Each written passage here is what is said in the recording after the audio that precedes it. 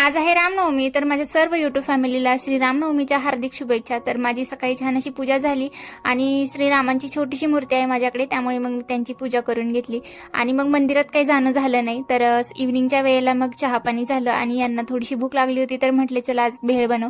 तर भेळ तर इथे मिळत नाही, पण हे कॅन्टीनमधून पॅकेट मिळतं।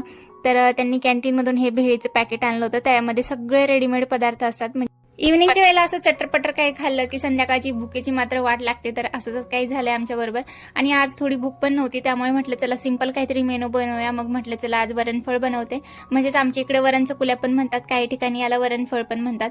तर जसं गाव बदलन तसं भाषाही बदलते ना, तर तसंच काही आहे। त्यामुळे मग तयारी करून घेतली मी, अगोदरच कुकर लावून घेतला होता। त्यानंतर मग हिरवी मिरची, लसूण, हळद, जिरी, मोहरी असं तडका दिला। त्यानंतर त्यामध्ये टोमॅटो टाकलं आणि तुमच्या मनावर तुम्हाला जर अद्रक, लसूण किंवा खोबरं जर आवडत असेल तर तुम्ही त्याची पेस्ट टाकू शकता, पण मला नाही आवडत त्यामुळे मी स्किप केली। त्यानंतर आहे ना सगळं फोडणी वगैरे दिली आणि मग त्यामध्ये डाळ टाकली होती। डाळ मी नंतर ना त्यावर थोडीशी कोथिंबीर कट करून टाकली आणि छान अशी त्याला उकळी येऊन दिली। तर तुमच्याकडे वरणफळ किंवा वरण चकुल्या कसं बनवतात मला ते कमेंटमध्ये नक्की सांगा। प्रत्येकाची रेसिपी वेगळी असते, त्याचबरोबर माझी अशी सिंपल सोपी रेसिपी आहे।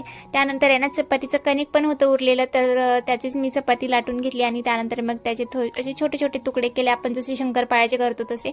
आणि मोस्टली ही रेसिपी मला असं वाटतं की सगळ्यांनाच माहीत असेल, प्रत्येकाच्याच घरात बनत असेल। तर मग छान अशी उकळी येऊन दिली। त्यानंतर गरमागरम मग लगेच जेवायला घेतलं आणि जेवायला वाढल्यानंतर लगेच त्यावर तुपाची धार आणि मस्त असा उडदाचा पापड। तर छान मेनू होता, सिंपल।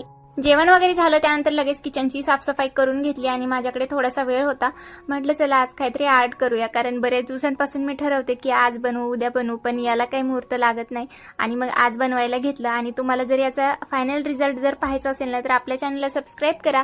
तर मी कसं बनवते, काय बनवते हे मी तुम्हाला नेक्स्ट व्हिडिओमध्ये नक्कीच सांगेन। चला तर भेटू उद्या, तोपर्यंत बाय।